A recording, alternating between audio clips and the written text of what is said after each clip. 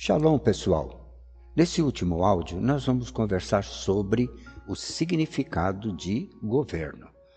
Falamos anteriormente que o significado original de domínio, que implica numa responsabilidade de liderança, administração e governo sobre a criação, não apenas um controle ou poder arbitrário, mas sim um tipo de administração e cuidado da terra. Portanto, a ideia de domínio que Deus deu ao homem significa responsabilidade em governar. Diz Deus que eles reinem, que eles governem. Não há qualquer menção de Deus sobre criarmos uma religião. Esse conceito foi criado pelo diabo desde o Éden, ou seja, um lugar específico, convencional, confortável, onde se pode buscar a Deus, entre aspas.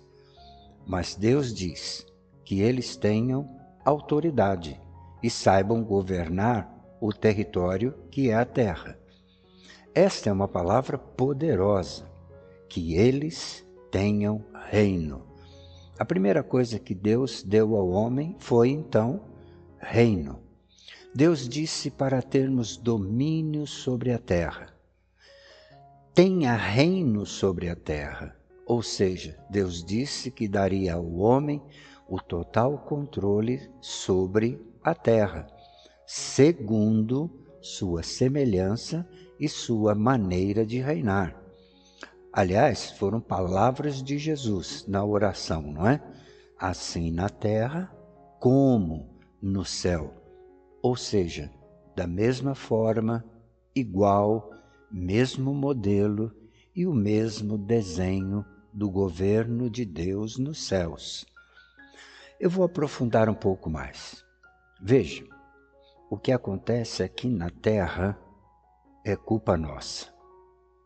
Nós devemos parar de culpar a Deus pela pobreza, parar de culpar a Deus pelo estupro, parar de culpar a Deus pelo crime. Todos os problemas são do homem e feitos pelo homem. Satanás age porque o homem perdeu o senso, a crença e a confiança de quem ele é e da autoridade que ele tem sobre a terra. Você que está me ouvindo tem autoridade soberana sobre este planeta. Deus diz que eles tenham domínio. Em outras palavras, Deus diz que você e eu tenhamos domínio. Ele não disse que temos que encontrar uma religião certa, uma denominação evangélica mais convincente, uma comunidade que canta bem, que tem um programa melhor, que tem muita gente, muitas luzes. Deus nunca, vou repetir, Deus nunca violará a sua própria palavra. É por isso que Deus só vem interagir na terra pelo seu convite, pelo meu convite. Por quê? Porque Deus está preso em sua própria palavra. Vou provar para você. Deus diz no verso do Antigo Testamento: se o meu povo, veja, aqui temos uma condição, se o meu povo, veja, a terra está uma bagunça, mas se meu povo, a terra está um caos, mas se meu povo, veja novamente, a terra está uma confusão, mas se meu povo. E eu não posso entrar sem ordem, Deus diz. Eu preciso que o meu povo faça algo. O que é que o versículo termina dizendo? Alguém sabe? Vou ler para você. Se o meu povo, que se chama pelo meu nome, se humilhar a si mesmo e orar e buscarem a minha face, eu corrigirei os seus maus caminhos. Então eu tenho permissão daqui do céu Eu vou entrar e vou curar a sua terra.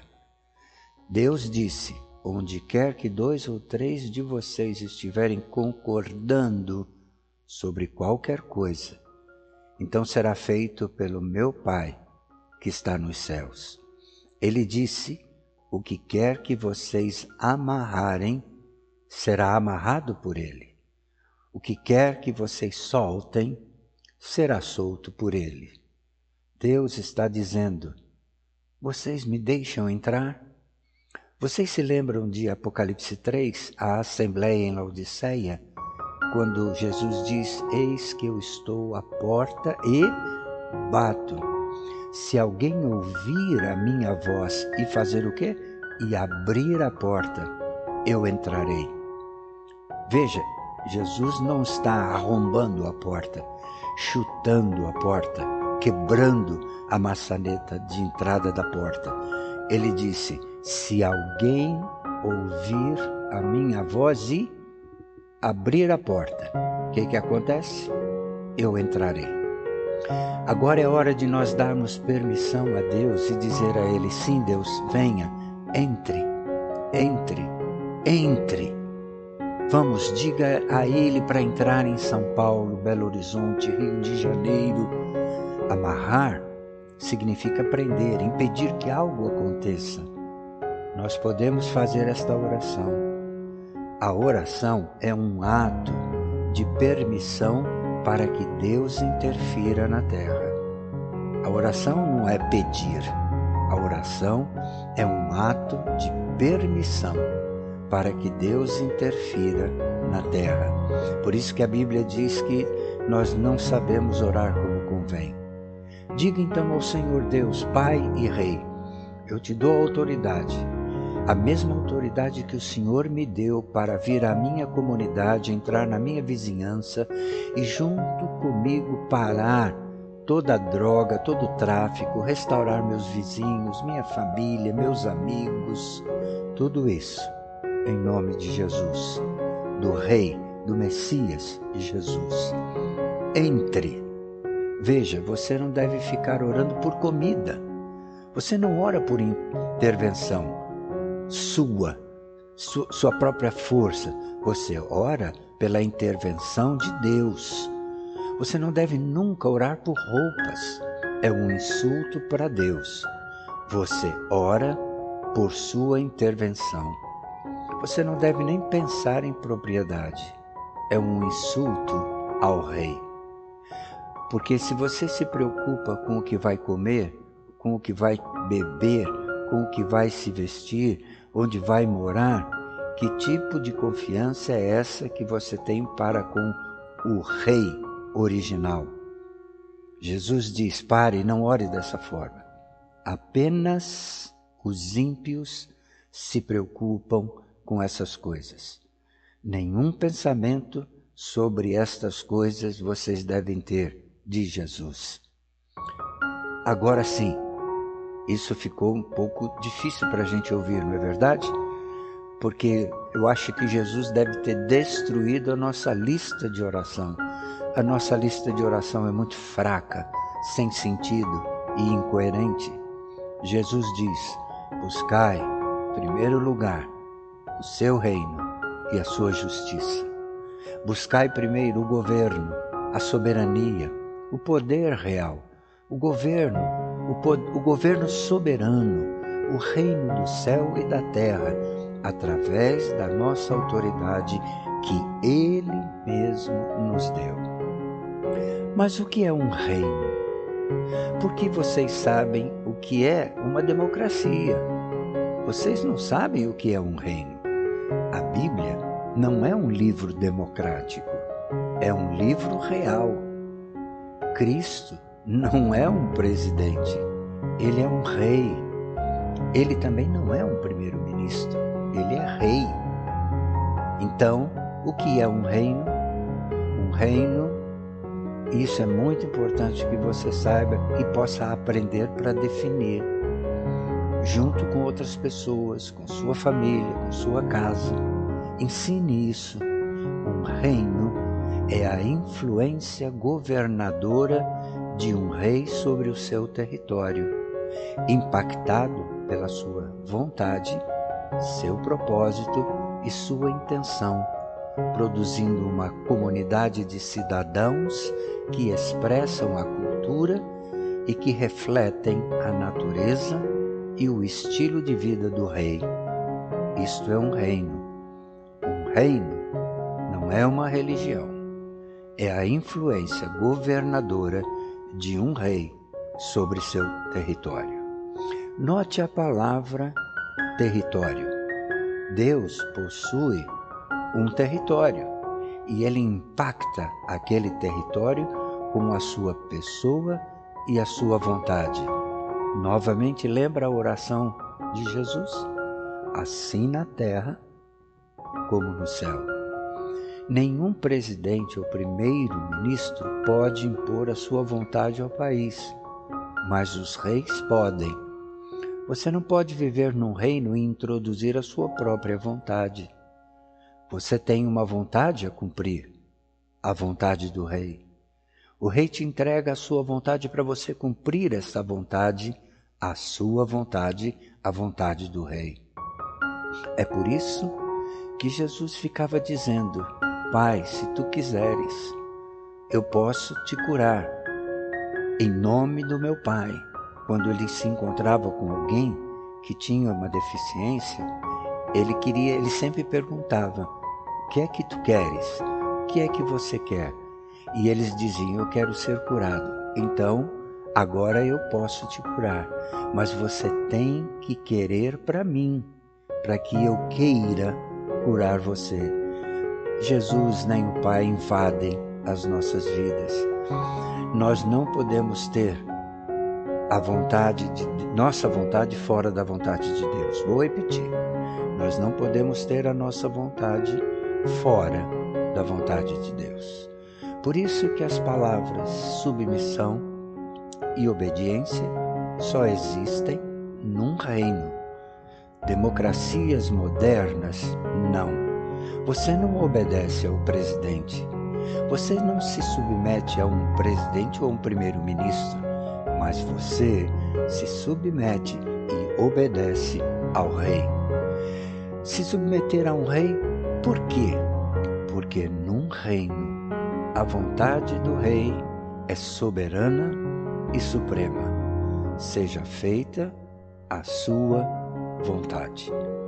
É assim que você ora? E será que você está entendendo isso? Será que você não ora, seja feita a sua própria vontade? Num reino, não. Por isso, quando orares, diz Jesus, orareis assim: Pai nosso que está no nosso país natal. Não é verdade? O céu, glorificado seja o teu nome, diz Jesus na oração. Venha o teu reino e que a tua vontade seja feita onde? Assim na terra, como ela é feita no céu. Essa é uma das orações mais lindas que a gente pôde aprender com Jesus. O céu não tem doença, enfermidade, crime, crise, pobreza, nada disso. Que assim seja na terra. A pobreza é um insulto para o céu, porque não existe pobreza no céu. Eu queria ter podido ensinar isso há muito tempo, mas não sabia. Mas agora que eu aprendi, tenho dedicado a minha vida para poder ensinar, tanto a você quanto a todos os outros, o que significa agora nós estarmos debaixo do reinado de nosso Deus. É por isso que Jesus nunca pregou prosperidade. Por quê? Porque não era necessário. Apenas pessoas pobres falam de dinheiro. Pessoas ricas falam de ideias. O reino. Não o dinheiro. O reino. Quando o reino vem, a sua cultura vem, então vem o que se chama de riqueza comum. No reino, a riqueza é comum. É natural ter riqueza no reino de Deus. E sabe de uma coisa? É fantástico que as coisas que você chama de testemunho das pessoas não são realmente testemunhos. Aí você vai e se levanta para testemunhar. E o testemunho é esse: o Senhor pagou a minha conta de luz. O Senhor pagou a minha conta de luz. Mas isso não é um testemunho. Sabe por quê? Porque eu acho que nós ficaríamos chocados se Deus não tivesse feito isso. Nós podemos dar um grito de amém, de aleluia ao Senhor. Muito bem, foi muito bom ter estado com vocês nesses áudios. Este é o 7º e último áudio nesta série sobre o reino, para que a gente possa começar a agir como um verdadeiro rei. Onde? Aqui na terra. O nosso lugar não é no céu, lá já tem um rei. O nosso reinado é aqui na terra. E quando esta terra desaparecer, quando esta terra for destruída por completo, conforme 2 Pedro diz, nós estaremos reinando na Nova Jerusalém. Não é céu, é na nova terra, na Nova Jerusalém. Eu peço que você ouça novamente e estude cada ponto dos nossos áudios para que você possa estar tendo uma noção completa, fazendo anotações e, o mais importante, guardando a palavra de Deus que jamais pode falhar. Graça e paz, Shalom, em nome do Senhor Jesus.